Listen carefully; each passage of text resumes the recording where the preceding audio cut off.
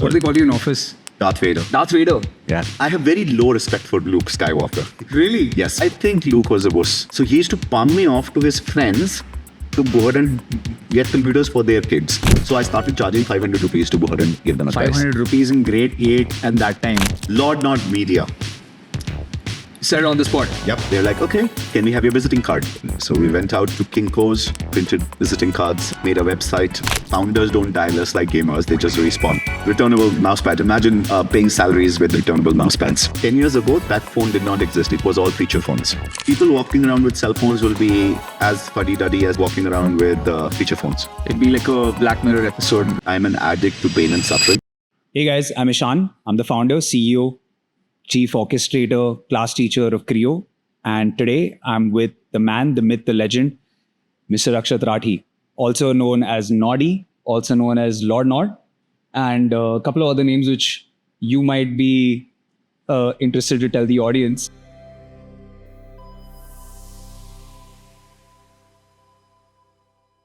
I have no idea what people call me, but What do they call you in office? Darth Vader. Darth Vader. Yeah. The full Darth Vader, Disney Vader. Yeah. Just like, I don't know whether I'm the last hope or the only hope or the most evil person which is there. No, it's, we all play different roles in our lives. Yeah. And it's something that you realize when you start building companies. I used to be a nice guy. Luke, No, I used to be a nice guy. which is Luke, and then I don't know whether it's a Luke or... I have very low respect for Luke Skywalker. Really? Yes. Okay. I think I had very high respect of when Mark Hamilton played Luke Skywalker. So the movie, or like when it was the book itself, or the movie is the one thing that you didn't like?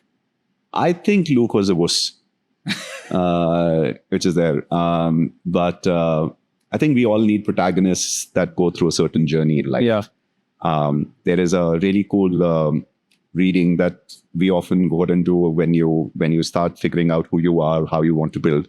And it's one of my favorite ones. It's called The Prince by Claudio Machiavelli. It tells you about the 12, 13 faces you have to wear to go ahead and do this. So, and Chanakya also talks about it, saying, you are not who you want to be. You have to be someone circumstantially on the reaction that you need to be.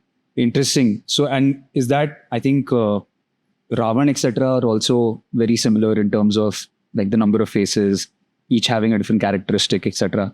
Awesome. So, with that being said, you have probably worn a lot of different hats, faces in your entire career, right? What is something which in the last 10 years you have worn constantly as a face? Like you also said, you've gone through a transition.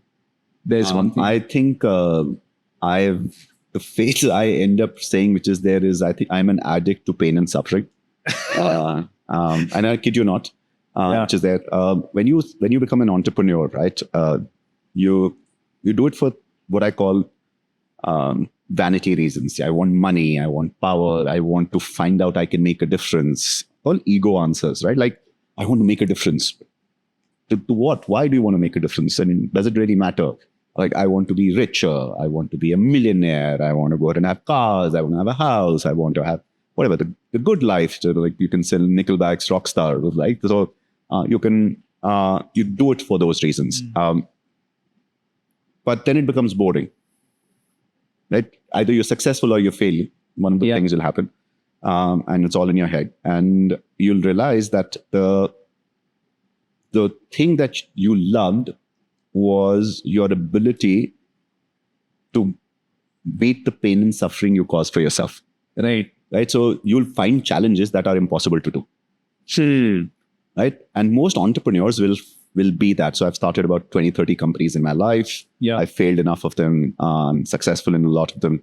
But my journey of the last 10, 15 years, ever since I built my first company in grade 8, was I like the adrenaline and dopamine effect that comes from beating pain and suffering. But you have to have pain and suffering first. Correct. Yes, I completely concur, because even I face it every day.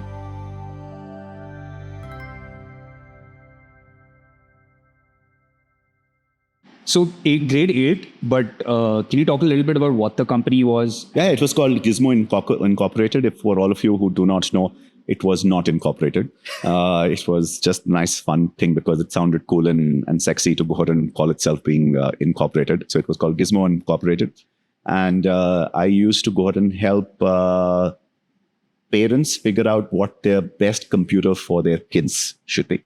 Did you have a computer at that time? My father bought me the first computer in Faridabad. Oh, you were in Faridabad and you got your computer that time. So that was your first exposure to a, like, at least a digital device. No, I mean, you would my have had first digital device was when I got slapped by my father when I think I was 6 and I broke a VCR. And he slapped me. He's like, "You bahut mehenga hai." And my father has never hit me. Like, I think he's only hit me twice in my life, which is there. And he comes from a service background and could afford that, which is there. So I assembled it back. I assembled the whole VCR back. And I had, it was a JVC VCR, I remember. And it still had this bunch of stuff left. Right. And it was still working. It was working? Yes. So is that what drove you to, at least you thought that in grade 8 you can probably... No. It was just that my father didn't kill me. Like, it had, like, the necessity is the mother of all invention. Yeah. I didn't want to disappoint people. So was the fact that you could break more devices a driving factor for starting a business in grade 8? Pain and suffering. Yeah.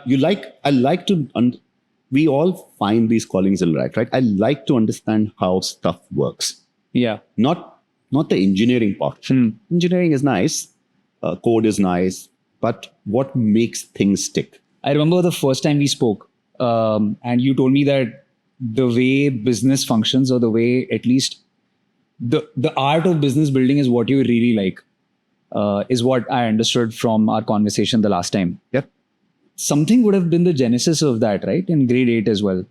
Or was it just that you read a book or something? No. The answer was very simple. It's, again, sounds simple right now. My father bought me the first computer. My father was a cop. Other parents found out that he had bought a computer for his kid. They asked him, "कौन सा computer लिया था इन्होंने?" They said, "मैंने नहीं choose किया था, इसने choose किया था." हाँ. So they're like, so he used to palm me off to his friends to go ahead and get computers for their kids. Okay. And I'm like, I did it the first time, I did it the second time. I was like, this has to be better than this, right? Why am I helping all of these people when they're asking me for my advice? Right. So I started charging 500 rupees to go ahead and give them. 500 rupees in grade 8 at that time. Yeah. That's quite a lot. Yeah, exactly. That's quite a lot. Like, oh my God, now you're going to do reverse mathematics. No, I was looking at it because I remember, I mean, like you, by the way, so I won't call it like my first stint at business. I actually started trading Pokemon cards very early on. And I remember, I mean, I don't know if that person's going to be watching this, but I duped a few kids also in that time. I had a Raichu EX sold for 500 rupees because I just created FOMO within my school. And I realized, like you, that people wanted rare cards. And I didn't see why would people want such rare cards, etc. Define rare.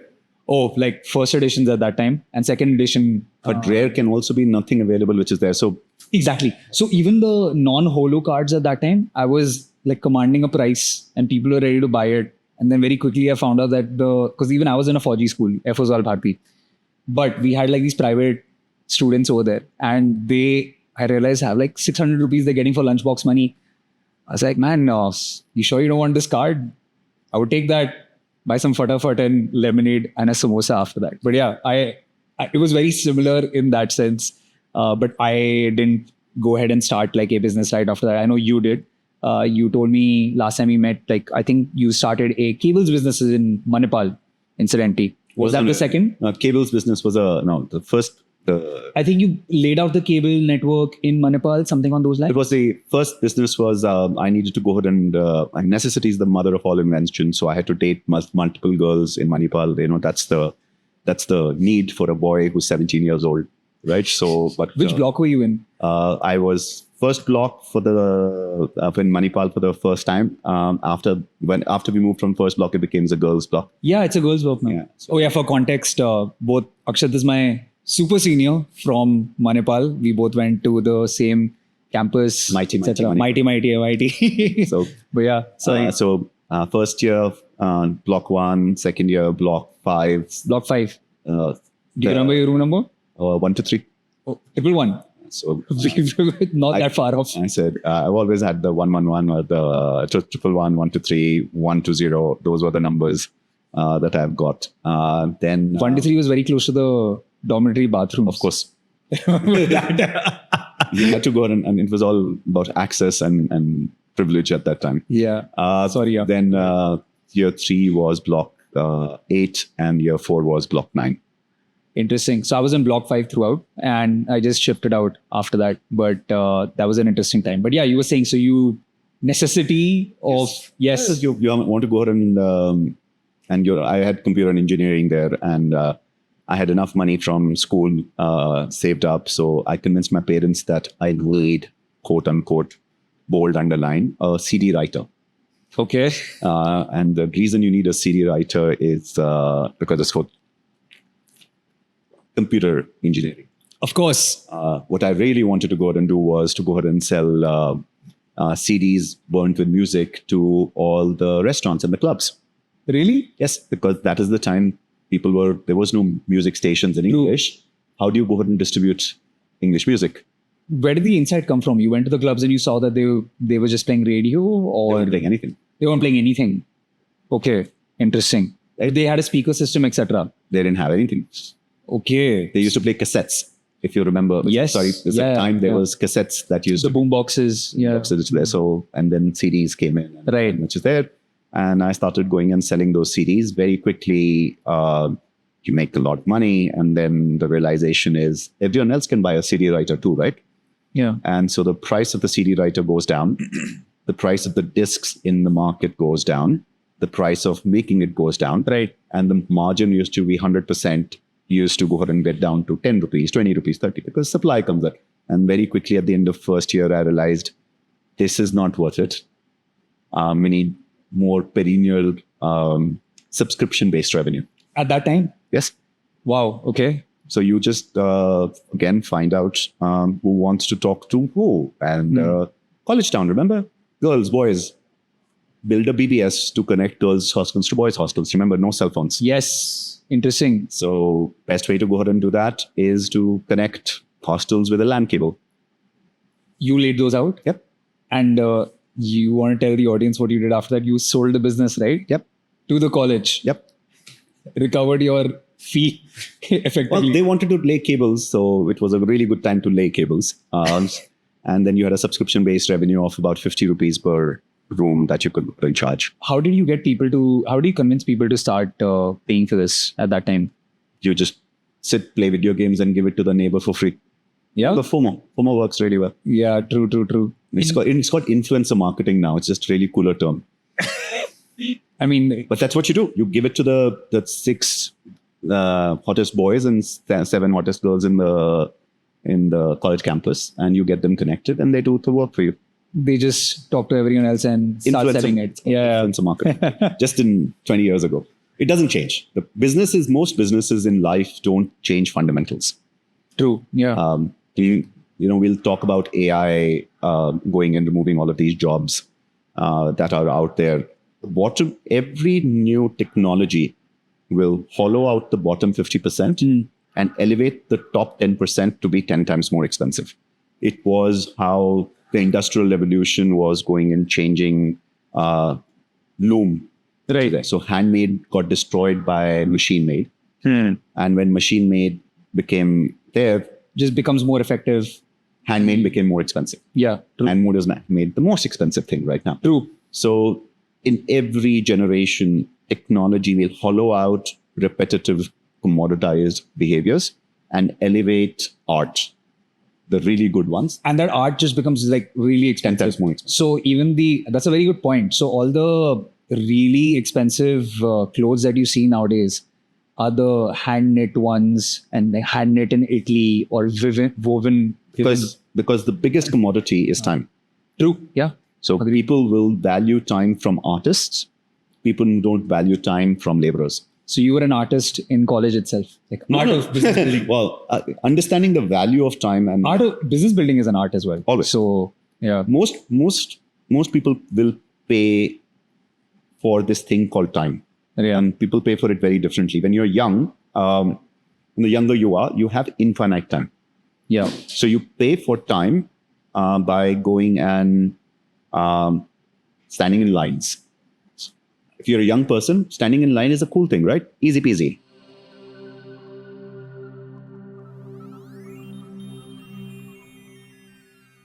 Akshat, I want to get your opinion on this, and we'll get back to this. Do you think standing in lines is a waste of time?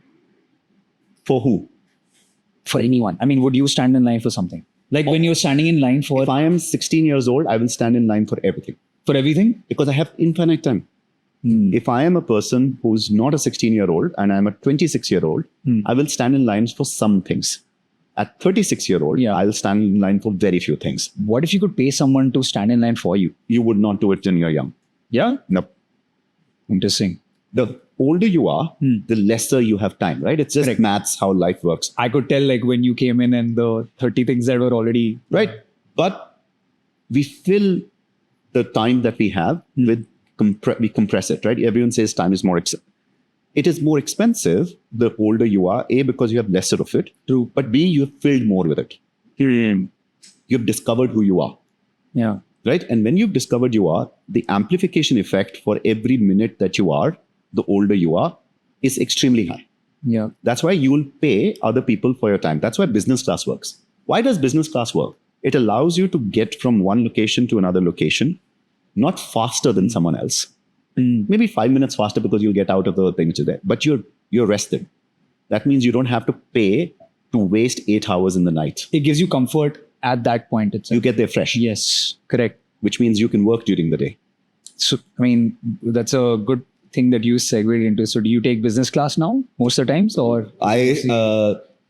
We are a frugal company. So, and it's completely fine if you do. Yeah. I love going business class. I travel business class as the head of the firm whenever we travel internationally, just so that I don't waste another day in another city. Exactly. But for domestic flights, I don't think Delhi, Bombay deserves business class. True. And I think this is a completely off topic thing, but a lot of the flights don't generally have the best business class, I think. I've not taken them, I've seen them. Yeah, well, if I can't lie down on a business class bed, which is there, it's not relevant. Now, there is value often for the networking effect that it has. True. Right? So if that's why you're doing it and you need to be in that space, then to me, it's absolutely worth it for your business. You're selling, I don't know, designer kitchens. You're trying to go ahead and be in the fashion industry. You better be sitting there because that's where your customer base is going to be. And you want to be... But I think effectiveness versus perception are different activities you want to talk about. Yeah, I think perception should not be the main factor for going in business class. It's more of like it being actually effective. If you're a movie star and if you're an influencer, you better be traveling business class. But that's part of the perception. The persona you need to go ahead. Although you could be perceived as a very nice person if you're traveling economic class also. I mean, it gets covered in PR saying, but what a humble person. What a humble person. Only when you have arrived. True. Because you could just be doing it like that. Okay, awesome. So we were talking about at least your college life and everything. So what is your first exposure to quote unquote gaming? Was it in college before that? Much. I think because you had a PC before. No, Super Mario, Nintendo SNES. Really? First game I ever finished. Yeah. Yeah? And then speed run through it. Yeah. Which game were you properly addicted to after that? I mean, what got you into? I mean, for me also like gaming. I played Dave. So I like the fact that you could complete games. Right. Oh, you like those? Okay. Yeah. But again, pain and suffering. And I come from a generation in India where electricity used to go. Yeah. That means you had to finish the game before the light went. Oh man, the number of times I've lost out on saving a game. And you can save games, right? There was no inverter at that time. There is no nothing, right? So if you don't finish it, it's finished. Yeah.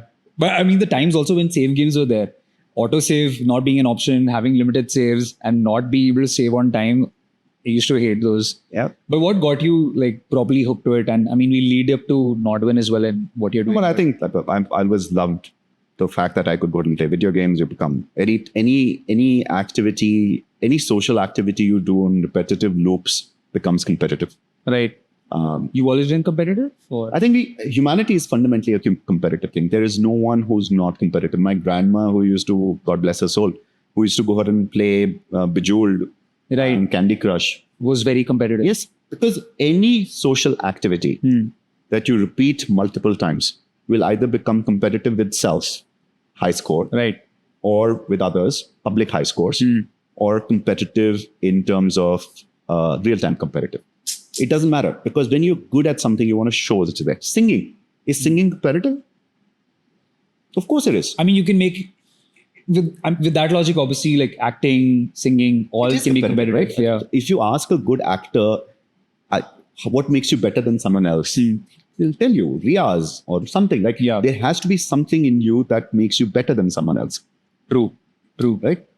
And better doesn't mean that it's richer or it's just different. Who are you as an identity comes out of Riyaz.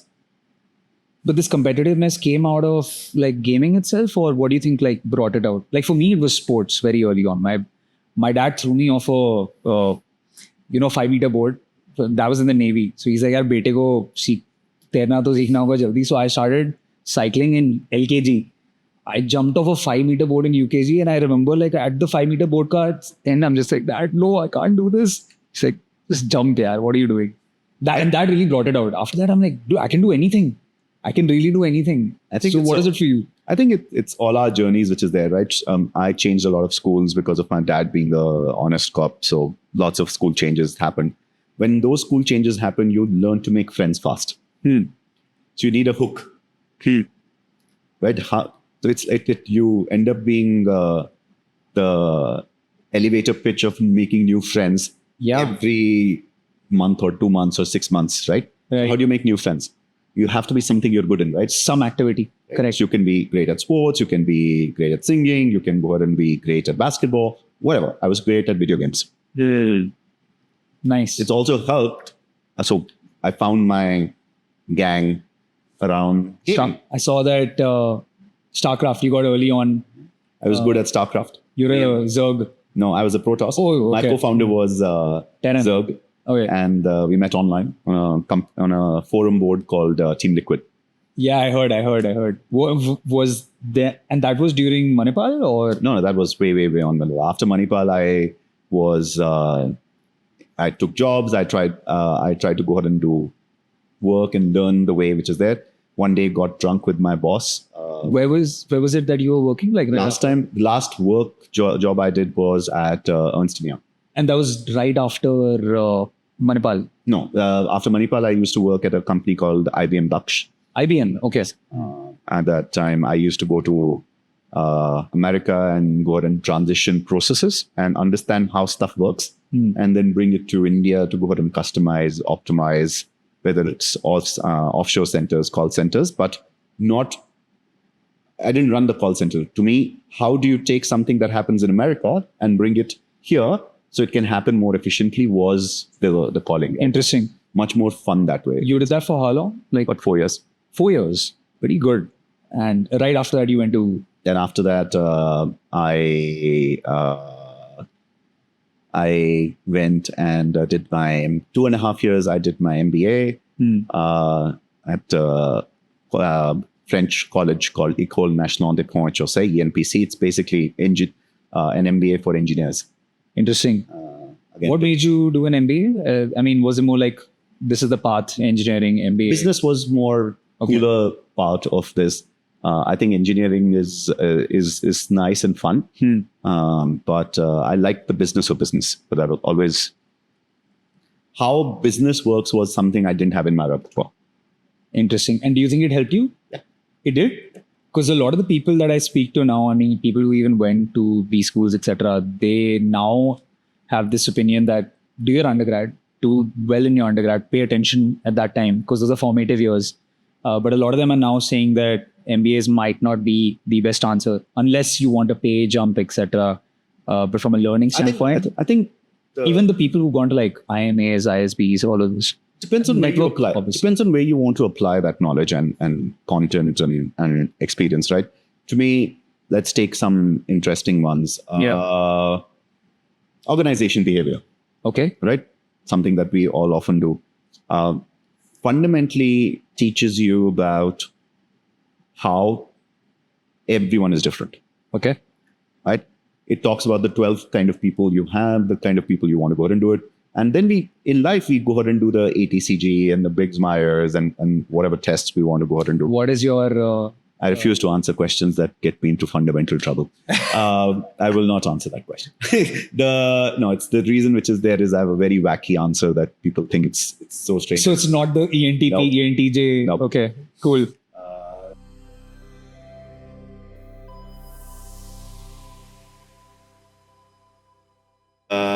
Anyway, sorry. Go ahead. So the answer there is you understand how to motivate different kind of people. And you learned that at B school? Yep. You feel? And those concepts you're able to apply today as well? Interesting. Okay. But most of the problem which we have is a lot of times in our lives, the difference between theory and the applicability of theory to reality is sounds such a mouthful, but we don't learn how to apply things. Right? We'll just understand how is this mousepad made, Right. but we'll never know what you can do with this mousepad, right? Yeah. And the ability to lateral think most solutions, which is there, right? I have this in my hand, and it's a random test. So everyone who's on there, let's actually go do this together. Think of 20 things that you can go ahead and do with this in 1 minute, except drink Red Bull from it. Right? 20 things. And you can pause this video, take your time, just write it down. Beyond 5 items, you'll start getting a little difficult. Beyond 10, it'll become really difficult to go ahead and do. But as an example, I can hit people with it. I can roll with it. I can draw with it. Yeah. I can actually go ahead and make it a percussion instrument. I can go ahead and try and go ahead and make it a telescope. I can hollow it out and go ahead and make stuff with it. The I sounds- can kill people for it. Yeah. I can actually go cut people with it. So it doesn't matter what you want to go ahead and do. The answer is, can you think of things to do with Can make a things? cocktail with it. Remember, you can't drink Red Bull from it. The ability to go ahead and see what you learn and then apply it to some practical influence is the ability to go and think how the tools and the language of the world can be useful to you. In logistics design, it just talks about efficiency, right? How can you go ahead and land 30 things to go ahead and do this? And there are games like Factorio. Yeah. Like I love Factorio just because of that, because I understood that this is the pursuit of efficiency is Factorio. Every manufacturing startup, etc., the people over there, product managers, etc., they know about Factorio and they play it over there, right? So That's supply chain, and it teaches you everything. efficiency. Efficiency. Yeah. It's a pursuit for efficiency.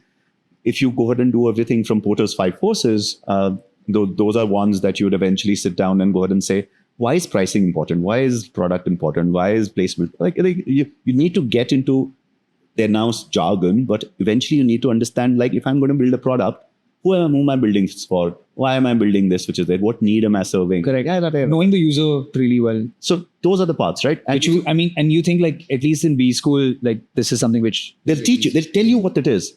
and it's on you to at least apply it. Right. And that's why I actually like people. Like, I actually love people who go. I was benefited by going to B school because I had done 2 or 3 startups by the time I got to B school.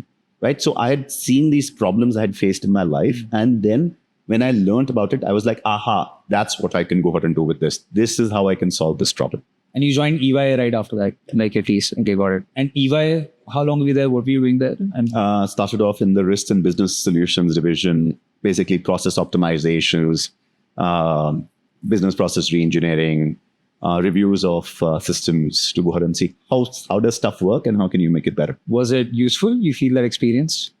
Extremely, because that's what I like doing, right? I like to figure out how stuff works and just make it better. You're probably the only EY person I've met till date who said that they... I love my time at EY. My partners were awesome. My training was awesome. They actually gave me enough things to think about. Right. Interesting. And when I decided to go ahead and quit, they were very, very nice, saying, everyone goes through this itch as in consultants. Kuch karna hai. Kuch karna hai, apne aap karna hai, and they said, try. I'd made in 3 months more than I made in a year at EY. Really? They were very happy. I think I've had some of my best mentorship and friends at At EY. So, and right after this is when NODWIN. I made my first company was NODWIN Consultants. So just consulting, business process reengineering. It's more of the same. Used to work with a company called Oxygen at that time, helped them turn around restaurants, and very quickly decided that why just help people? Why not fix things and take equity in it? So that was my first exposure to the equity markets of how you can take. Which year was this? This is in 2008. 2008. So you started consulting people and taking equity for that consulting. And this was alone? Or this was all alone at that time? And these were the same business process, fixing, etc. How long did it take for you to figure out, I want to do something more and build something apart from just doing services?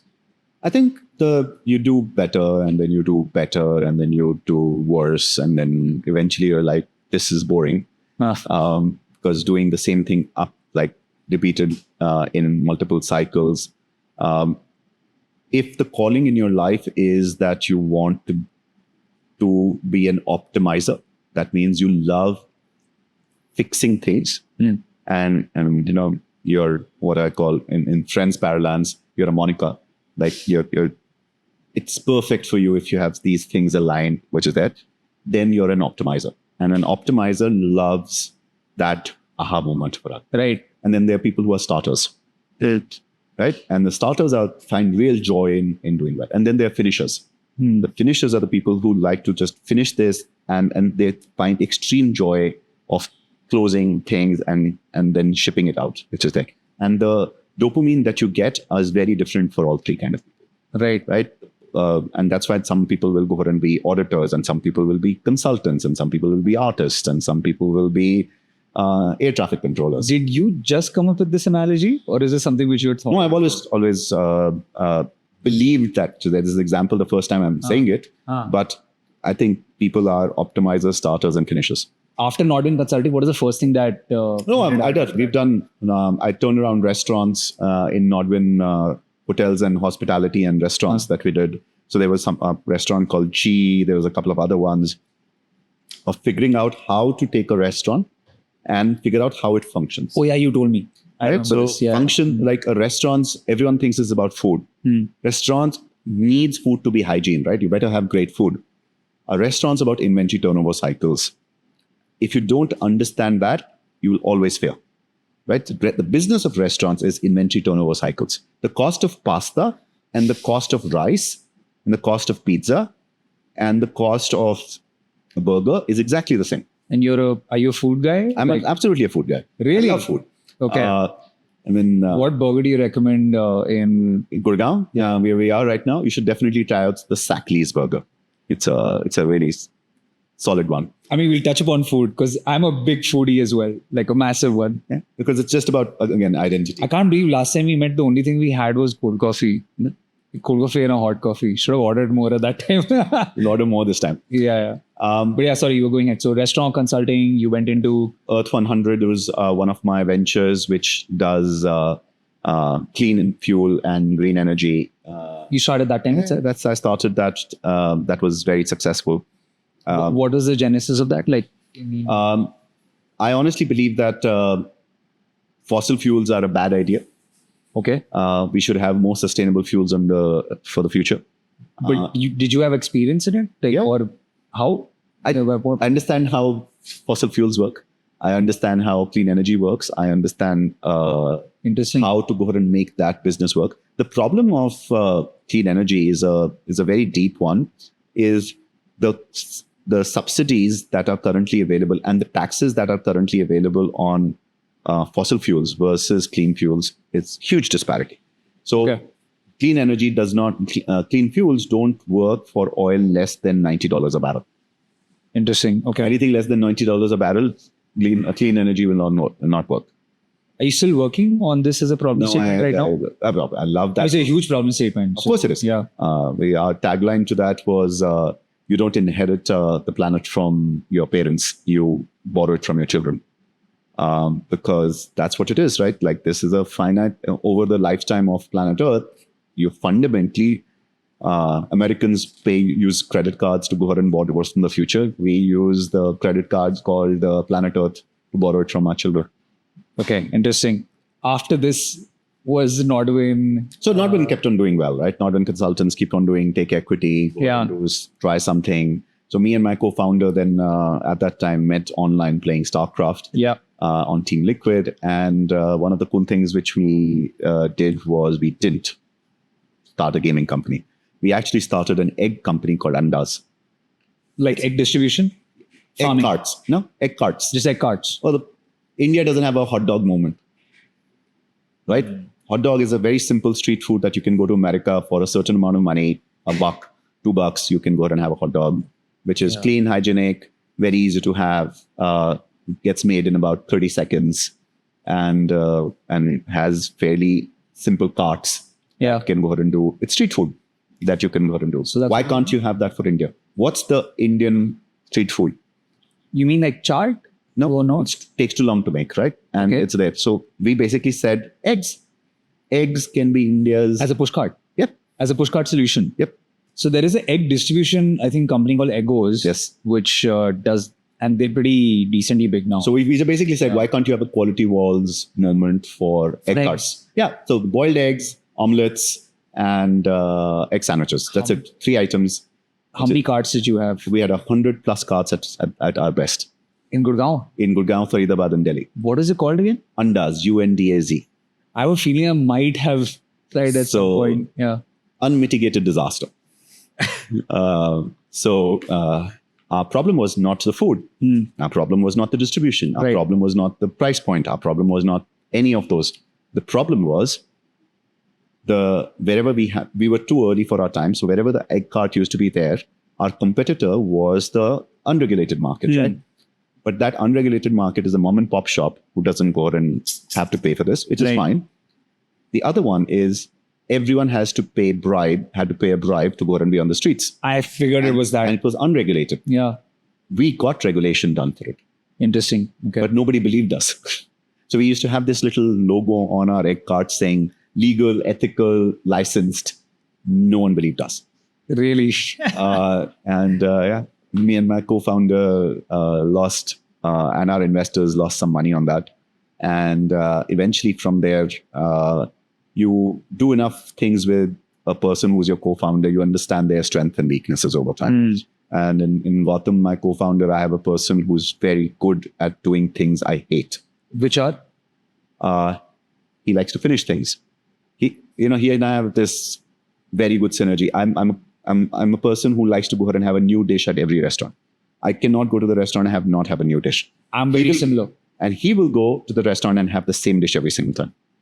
Oh, every single time. That sounds exactly like my co-founder as well.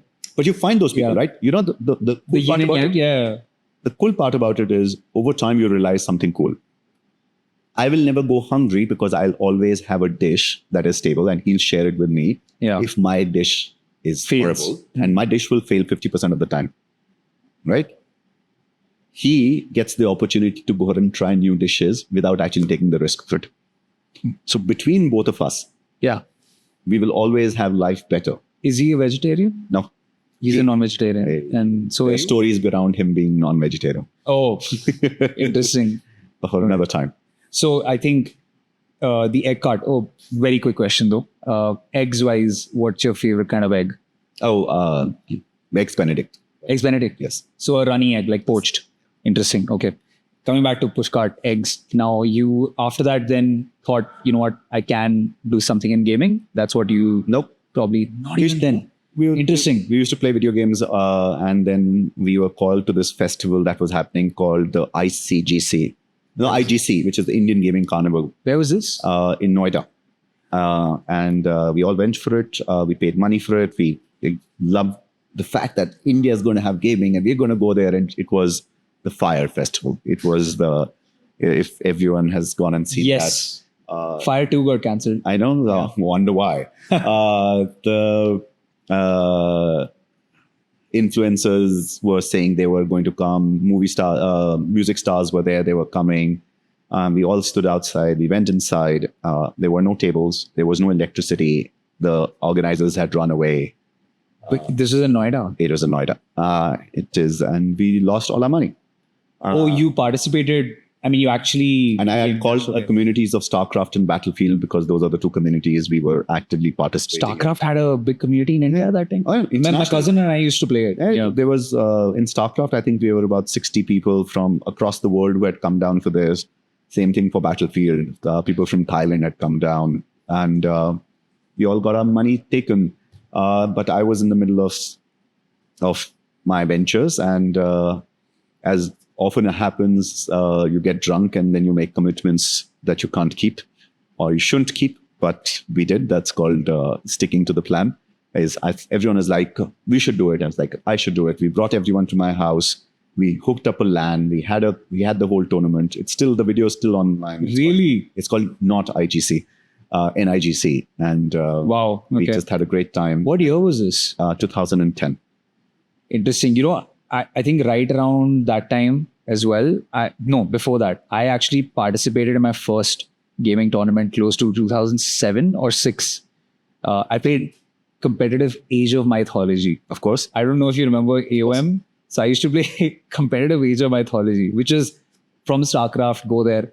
And I remember having a very similar experience, which is there was no one. I mean, they said that these many influencers, etc., are going to come. Nothing really happened. And I don't remember where it was. But it's the nature of evolution, right? And I don't judge those people. Like, you can't judge someone. And if you remove that instance from our life, I won't be here. Yeah. So what happened was, we got there's a lot of pivots, by the way. Yeah, but to me, we pivot every time we take a step. Yeah. Not many people will get that, right? You pivot every single time you take a step. The decision to go left, right, or stay forward is... backward also. Like going backward also. So what is a pivot is your third star from the left. Is then you go towards that, and on the way you find a journey that sometimes you have to go left, sometimes you have to go right. And it's fine, you'll get there. But the idea was when you get swindled, can you do something about something you care about? And I always was understanding the sum total of my life made me understand business, made me understand processes, made me understand how to go start up something. It made me understand what supply demand is, made me understand I love gaming. And the idea was, hey, let's build a gaming company. क्या होएगा नहीं होएगी ना क्या फर्क पड़ता है but initial मतलब जो gaming का thought था what was it like was it esports only because I was bootstrap but because the answer was hey I've seen all of these international companies world cyber games and everything that used to go ahead and happen why can't it happen in India. Interesting. How did you convince the first set of investors to come into esports? I was the first investor. After that so was it like a certain revenue stage or so the first what do you think helped you? So for the first 2 years, NODWIN Consultants, my parent company, incubated NODWIN Gaming. We kept on trying to go ahead and do this when we had to go ahead and make sure that something was cool and there, but nahi the paise hamare paas. So we used to go ahead and try and make gaming work. A lot of cool people in our lives. NVIDIA, Vishal Dhupar was one person who said, let's try. At that time? Yeah. So you convinced a brand? We launched and there's a guy called Pavan Avasthi there. How did you know them though? How did you reach out to them at that time? I'm just a person who's, I do not understand why you can't talk to people. You remember some total of my life, I used to go ahead and travel from school to school. For me to go ahead and say hello to someone is not a problem. By the way, this is exactly how I approached you. Yes. I was like, what's the worst that'll happen? He won't reply. And I pulled out the whole ki, Arey Manipal ka senior hai. Hum bhi gaming mein hai.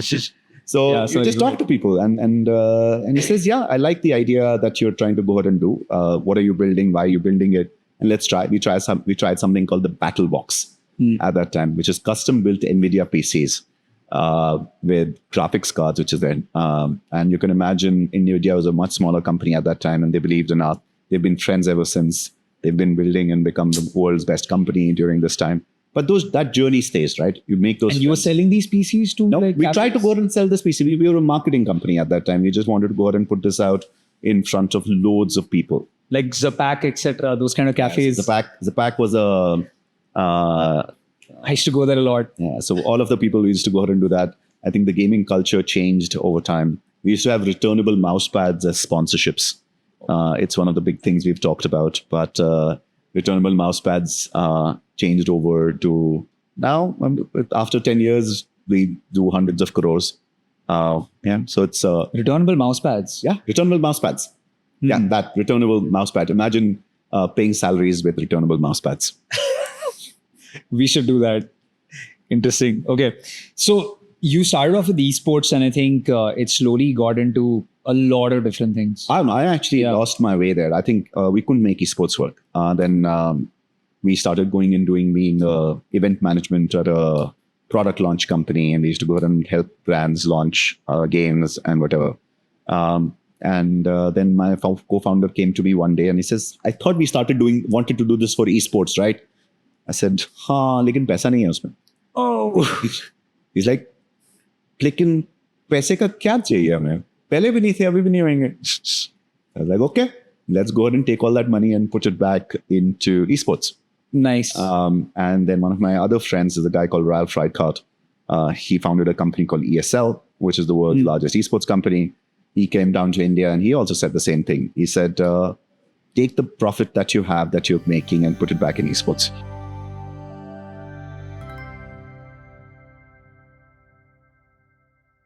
How did you meet Ralph?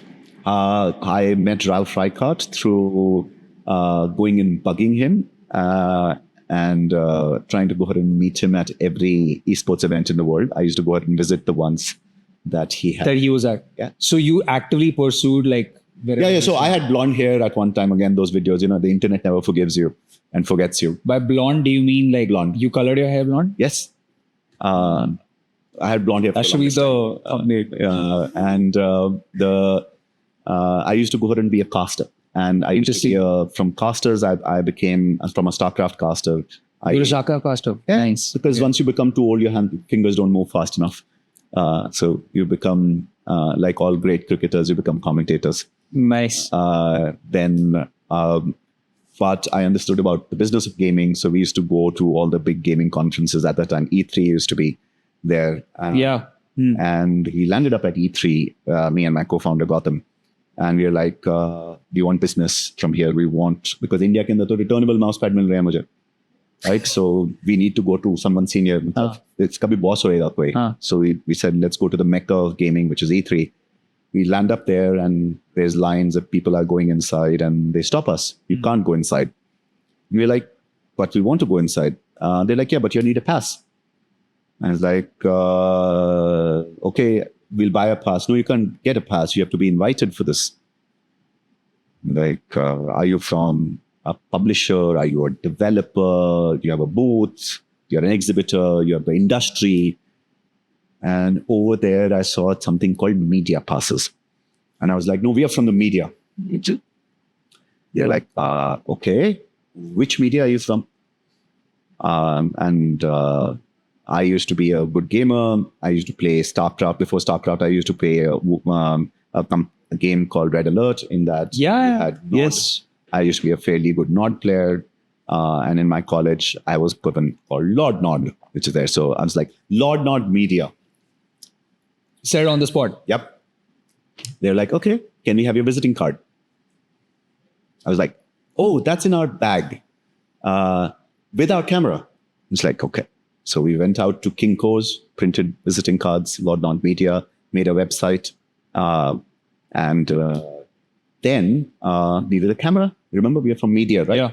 We don't have the money. So in the US, you can return stuff that you buy. That's what I was going to say. Went to Target, bought a camera, bought a laptop, went in line, and we were Lord Nod Media. Nice. And then people actually gave us interviews because there was no one from India doing this. Videos still on the internet. And of you going in. Which year was this now? Like, 10, 11, 12. Okay, got it. And then people were like, this interview is fairly good. Yeah? This makes sense. Let's talk to someone from India. You're strange creatures that you're a gaming company from India. Nobody does gaming in India because nobody cares about India. And the question was why? Right. So why do you think people didn't care about India? You mean at that time? Yep. I don't know, maybe because they would look at probably device sales being slightly lower. Why won't India do device sales? And remember, there is no mobile gaming right now. Yeah, and I think just propensity to pay like for that time, So people don't have pay because they couldn't pay. There was, or there might be like a lack of, I would say, awareness to a certain extent also. so that's where you Maybe- run the cycle, yeah. which is that eventually you find out publishers couldn't collect money from India. Okay. How do you, if you're a person in Bombay, how do you give a person money who's in Los Angeles? Got it. So this is more of a actual financial. How do you move money? How do you move rupees to dollars to, so here, things used to move on discs, right? right? So you had importers and clearing and that happened. So that's one layer. The other one was, but because there was not enough demand, the distributor didn't have enough margin to go ahead and spend money on marketing. Right. So without marketing, there is no marketing budgets to go ahead and do. That's why returnable mouse pads. The person who's giving me returnable mouse pads wasn't evil. They just didn't have the marketing budgets to support me. So you eventually have to go to marketing people to get marketing budgets, right? You don't go to distributors to get marketing budgets. Distributors have 2-3% margin on every box they move. So what is the first game that you started distributing, or the company that you helped distribute? Valve. Interesting. And how do the economics of that work? Like early on, We started helping them working with Counter-Strike and Dota 2 to go ahead and make those bigger in India. But we had a server problem because there were no servers. So then we went to a company called MTS and convinced them that they should put servers in India. And we launched our first server program called Game God at that. and you earn money on. Just being the agency behind all of this. So it's a commission or a. We don't have nothing else. We just ideas and creativity and lots of chutzpah and the ability to get it done and mix people and carry people together to go ahead and make sure and stitching alliances. Got it. And that's how we used to make our money. And using this, when we started working with Valve, we started working with ESL. And then I gave Ralph Reichart 24% of my company for $1 on a napkin. I was sitting on the floor of Gamescom. Interesting. Wow. Okay. But best decision I ever made. Yeah. Yep, absolutely. Is he actively involved in the? Yeah, he's still my friend. He's one of my closest friends. Yeah, he's still a board member of NODWIN. Interesting. And now he runs a very simple thing called the Esports World Cup. Oh, got it. No, that's also pretty big. So yeah. Okay, so I think now that we've touched upon you reaching NODWIN and where it is right now, and NODWIN's doing like a lot of things, it's very hard to describe it because of everything that goes on. It's actually very simple. Okay. Very, very simple. How would you describe it? There's one thing which is your revenue streams are quite a few at this point. But as a company, how would you? NODWIN's only currency is timeshare of mindshare. Okay.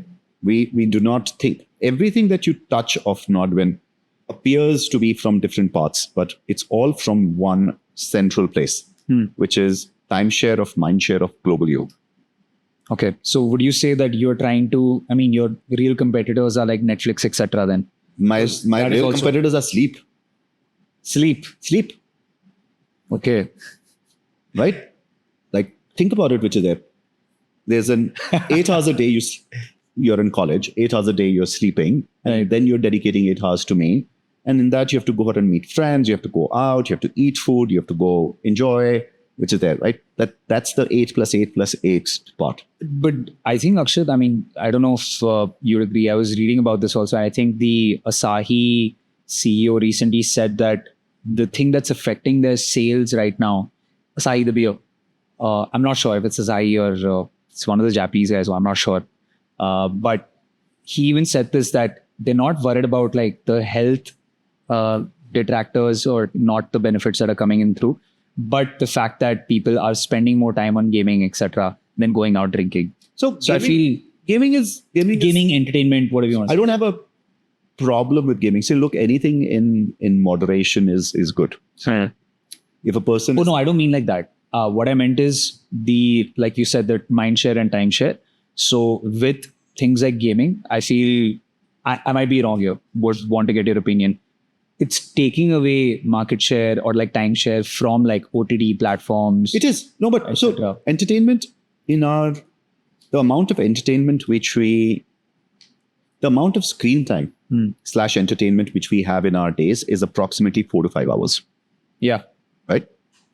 that's the time which we spend on devices. Right? Now, whether we watch Netflix, whether we play Fortnite, whether we go scroll Instagram. Why did you choose Fortnite? Why do you say Fortnite first? Because Fortnite's actually the biggest sink of time for the global youth right now. You think so? Yes. Wow. I play a lot of Fortnite, by the way. Still. But a lot of us do, right? But think about Gaali it. mat dena yaar. A Travis Scott concert Yeah. in Fortnite is the same timeshare of mindshare theory we have, right? True. NODWIN owns music festivals like NH7. NODWIN owns Comic-Con. NODWIN owns Playground, the IP that you watch on Amazon. NODWIN owns NODWIN Gaming. You have BGMS on Star Sports. We have international tournaments happening across the world. We've actually worked on 2 assets without like directly interacting, but through 2 of your companies. And they do well, right? We have a retail. So all of them, the idea is if you're meeting our influencers, can we go ahead and have a chat with you around our influencers, not only on Instagram, but also at a festival, but also at a merchandise line. If you have things that you have with us where you're watching Playground, you should be able to go and do it because people like threads. They're no longer disconnected everything, right? We live in a world that is extremely connected and we want meaning to these connections.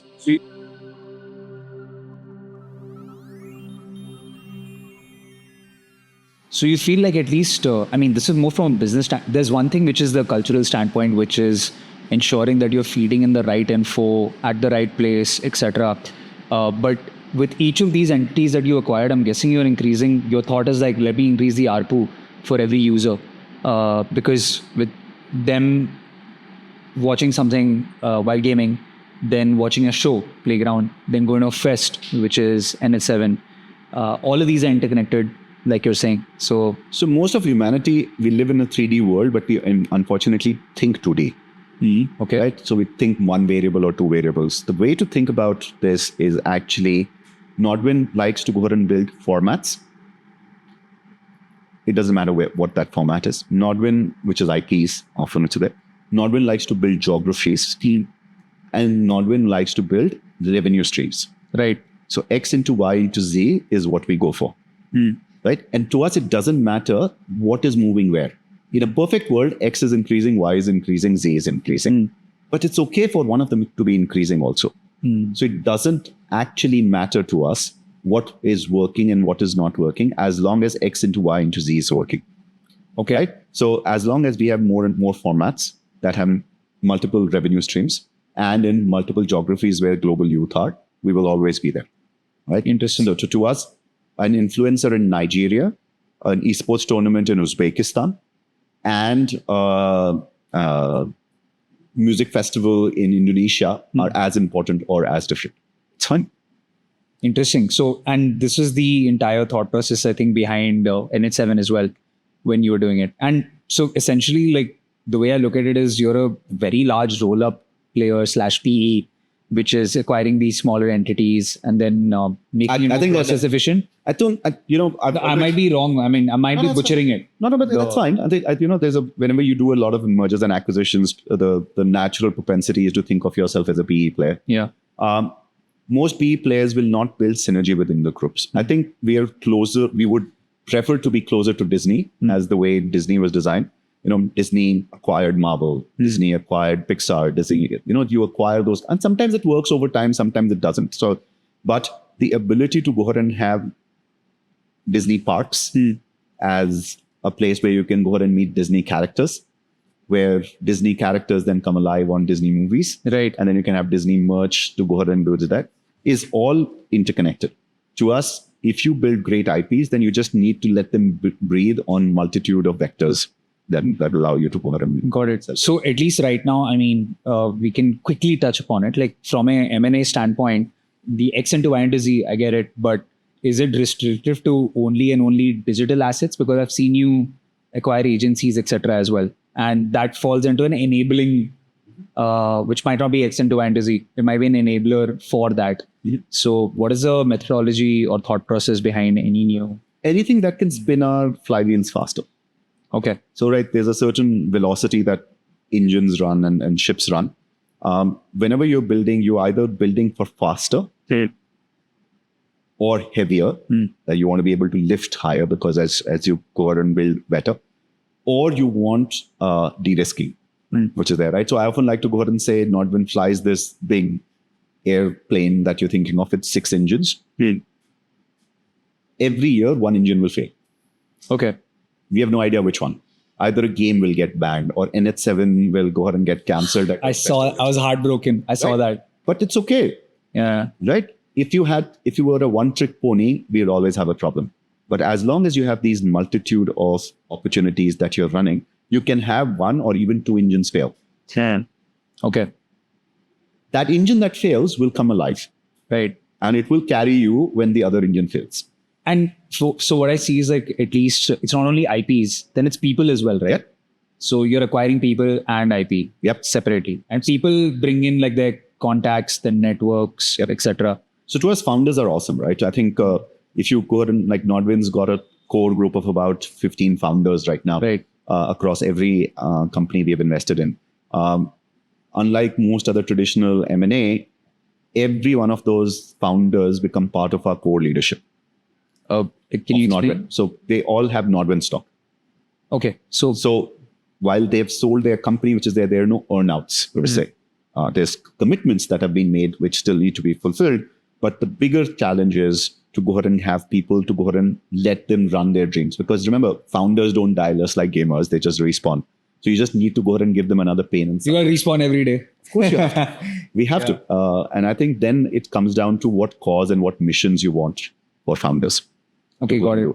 For example, one of our really cool founders was in France, and now he's the head of our Africa business. Another one, which is a person called Nishant. He was the founder of AFK Gaming. And as part of AFK Gaming's acquisition, he's now part of the founder's office. And he's figuring out our entire digital strategy. And he's building new festivals like a space festival or something with us. Yeah, we spoke briefly on that. Yeah. So I think you just need to enable the people around you to go ahead and be awesome. And founders will do crazy things. So how many people report to you right now?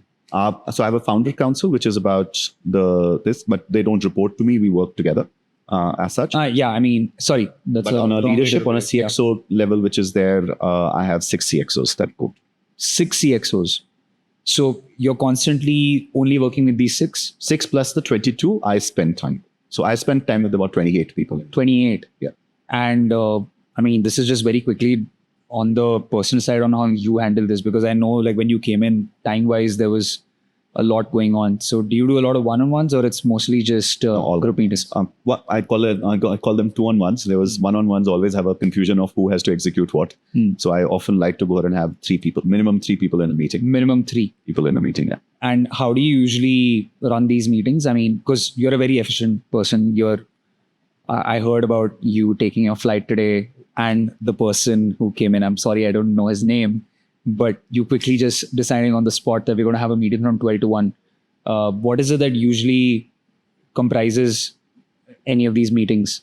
Most of the times, the higher you go, so I like actually getting involved in stuff I can do with my own hands. So I'm like, it's just different people are different, which is there. So I think efficiency is, there's not anything called 30-minute meetings. 30 minutes is just something... Outcome based only, right? Google Calendar says 30 minutes meeting should exist. Why can't it be a 2.5 minute meeting? Yeah. By the way, I keep mine as 20 minutes. And we try to keep like meetings. Meetings shouldn't exist, but should be outcome based. Chat should, right? So, yeah. So to me, the fact that we are actually having a conversation, the conversation should have, you need something from me, say it. Because it's just faster. Why do you need a meeting for this? Got it. And this is usually how you work with people. That's the efficiency layer. The nice layer is I like to go ahead and meet the 20 founders and just chat and have food and talk about life and how the universe is working and where is life. Well, people, if you have great people around them, they don't need you for the 90-10s. वो काम कर लेंगे.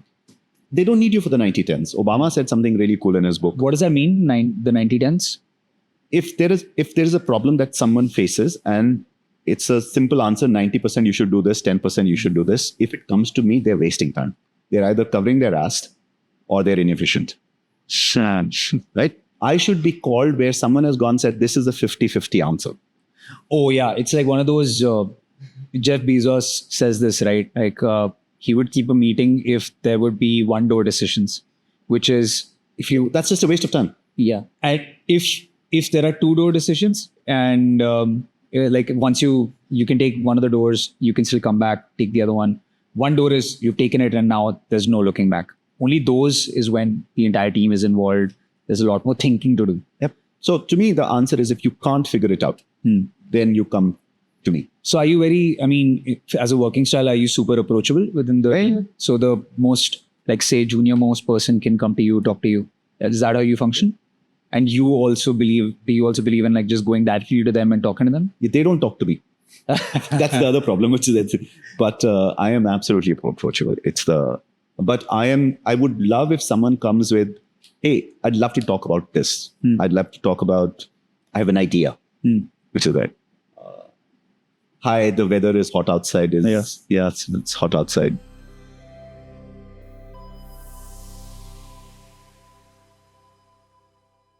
So I have a thing. I think a lot of young people are going to be watching this, and you must be getting this. Even I get this a lot, which is, hey, can we have a chat? A lot of people just 18-year-olds, 19-year-olds just email that.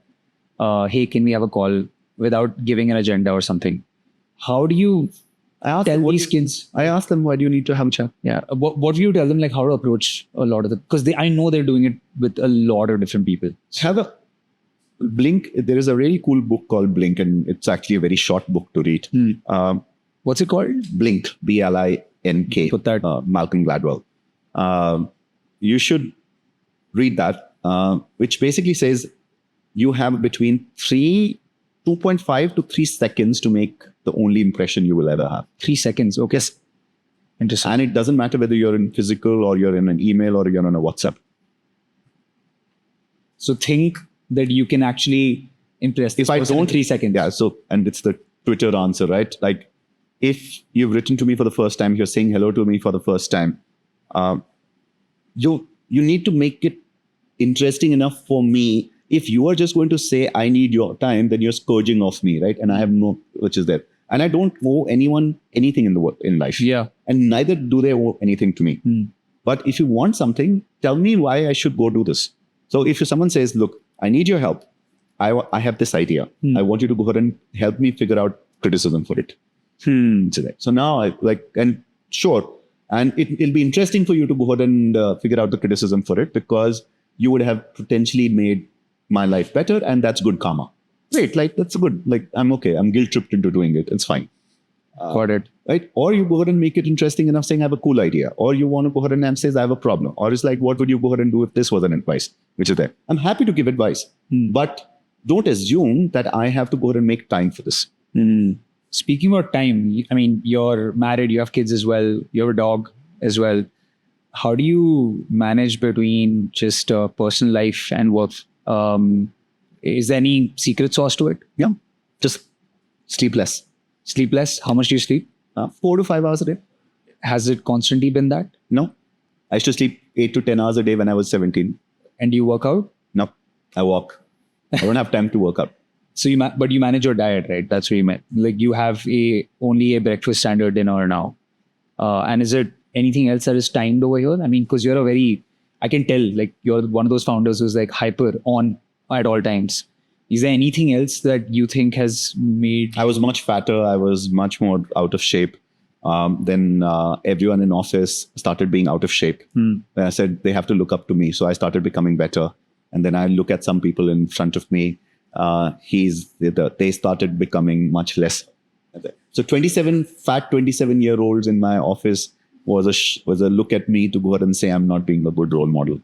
So what's the average age though in the office? I think it was 26 or 27. Okay, got it.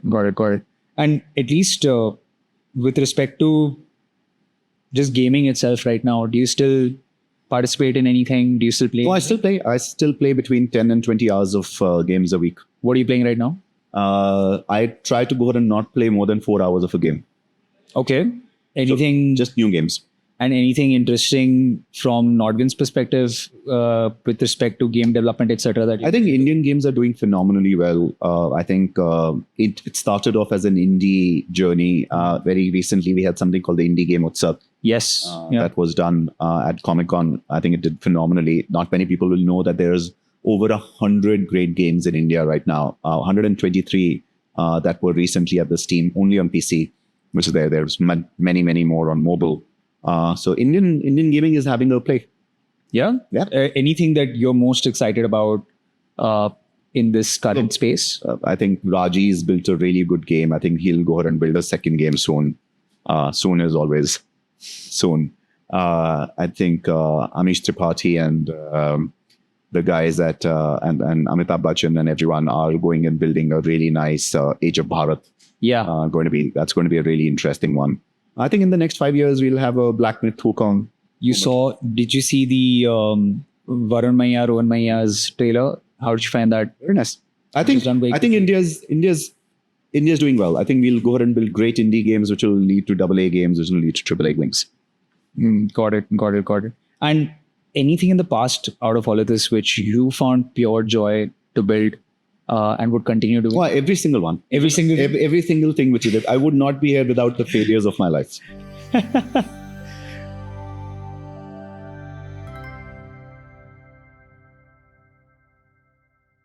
What is something, and I think you're a visionary when it comes to gaming, esports, etc. What is something which you feel like you are paying attention to right now, or looking down 5 years on, which other people might not be? I think most gaming would go like, where's that device? So if you have a cell phone, you have a cell phone? Yes. That will not exist in 10 years' time. Okay. Maybe in 5 to 6, that will be gone. What do you mean? 10 years ago, that phone did not exist. It was all feature phones. Think about it, right? We had 2025, 2015, 2010, 2000, there was no cell phones. 2010, there were feature phones. Right. 2020, we've had smartphones. 2030, 31, this is where we will have all our devices. Yeah, I think there's been quite a few wearables now also. I don't know if you've seen... Another 10 years? Yeah, Neo Sapien. Everything from Ray-Ban Metas to XR to even Google Glass that didn't work out and everything else. In the future... Limitless. That's the other pendant. So you will not have cell phones. You will not have cell phones. People walking around with cell phones will be as fuddy-duddy as people walking around with feature phones. It'd be like a Black Mirror episode. We will get to Black Mirror. See, like we laugh about this, whether Star Wars, Star Trek, Black Mirror, Love, Death, Robots, whatever you want to go ahead and watch. Most of those are manifestations of where we are to where we can be.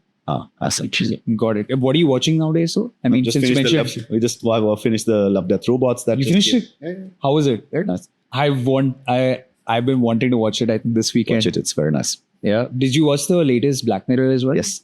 And Severance is another one which I watch. Silos next season. I like sci-fi. Expanse has been one of our favorite ones to go and watch. So any other guilty pleasures apart from food? Besides food, family, video games, and sci-fi? No, I don't have the time. I can tell. Do you have a specific ritual when it comes to working in a day?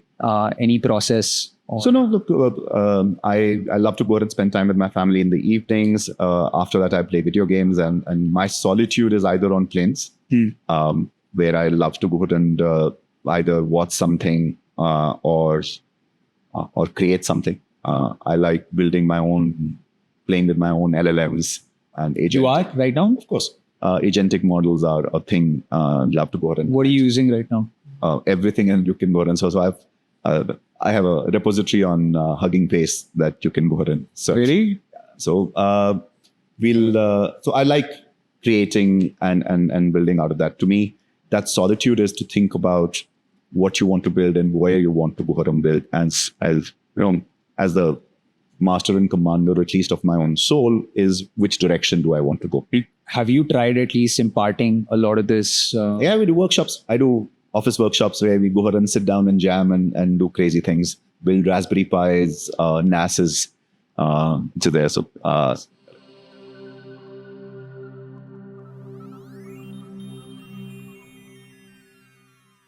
Are you anti-establishment, Akshat?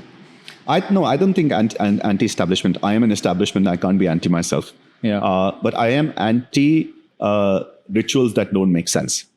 Okay. I think context is really important. Why we do what we do. If it doesn't have any answer, a specific answer, which is there. So I often like to go ahead and say, if a Panditji said Swaha, you'd do it. And if a programmer said press enter to continue, you'd do it.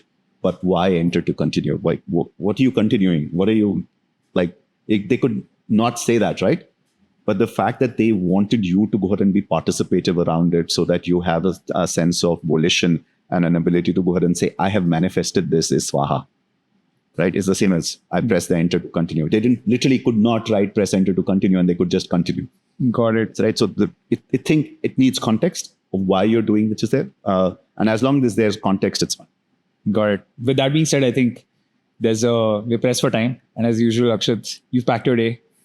Wish we had another hour or so, but I think it's time to press Alt F4 to this. Any closing thoughts? Because there's a lot of young kids who are going to be watching this, and we're going to ensure the entire idea is that gamers are also just trying to figure themselves out. Not only gamers, like kids are trying, like the youth is trying to figure themselves out. Any parting advice that you'd want to give to them or to yourself when you were 17? Think of it the same way. Older you are, the more time you try to go ahead and try to make things perfect because the cost of failure is too high. If you have 20% of an idea, the best thing you can do is start that idea. Don't think too much. Don't try to be perfect. Don't such as that. We live in the world of AI. Write your idea. Let AI go ahead and fix it for you. The only thing that will get you into trouble is to sit on your ass and not doing it. Just do it. What's the worst that will happen? It will not work. It's fine. And Akshat has already helps a lot of people out. He mentors a lot of people. So if it's a good enough idea, I'm pretty sure they can reach out Very to happy you. to help. Yeah. Awesome, Akshat. I think that was mostly it. Thank you so much for your time. Thank you very much.